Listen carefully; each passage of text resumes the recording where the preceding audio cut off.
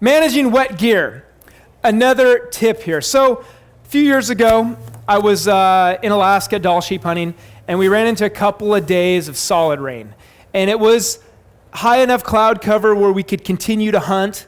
There was not fog that you couldn't glass through or hunt in. So we continued to hunt. We hiked in. We got freaking soaked. I mean soaked. Like pounding rain, and we're still hunting, we're glassing, we're hiking, and I don't care what kind of rain gear you're using. If you spend entire days hiking and glassing and moving and going through brush, and there's weight on your back, putting pressure on your straps and your back, and just the angles of the rain and everything else, you're gonna get wet. Eventually, you're gonna get wet.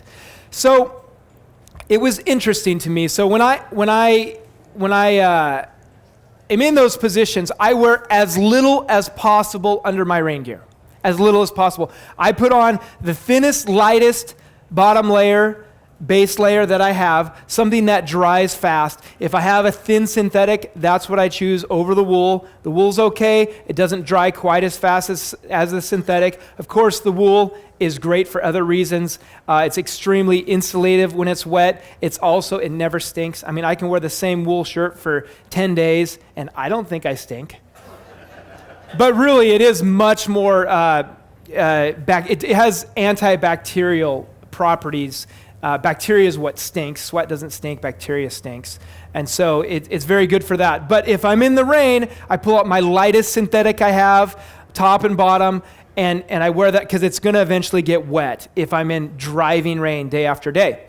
And then what I do is when I get back to my tent is I dry that stuff. Whatever I got wet, I dry it. And that means I wear it.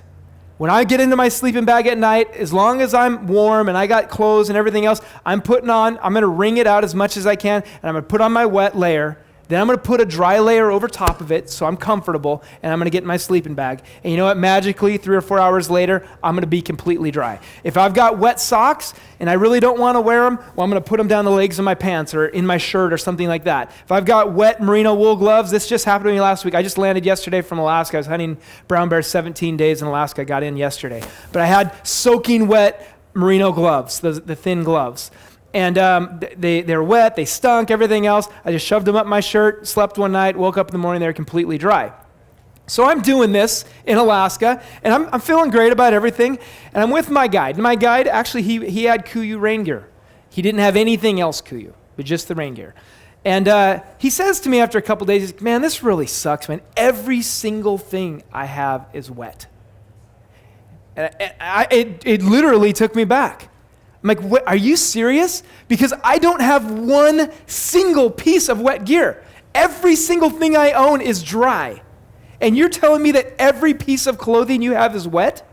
Like, what are you doing? Well, the guy was putting everything on under his rain gear. He's sweating. He's getting it wet. He comes in at night. He puts it in a dry bag or lays it out, tries to hang it up. That's not going to dry. I mean, it'll help a little bit, but he's not managing his wet gear. That's an important thing to learn how to do. So the rules of thumb, wear as little as you can, getting it wet, keep everything else dry, and put it on to dry it out. And you'll keep everything dry.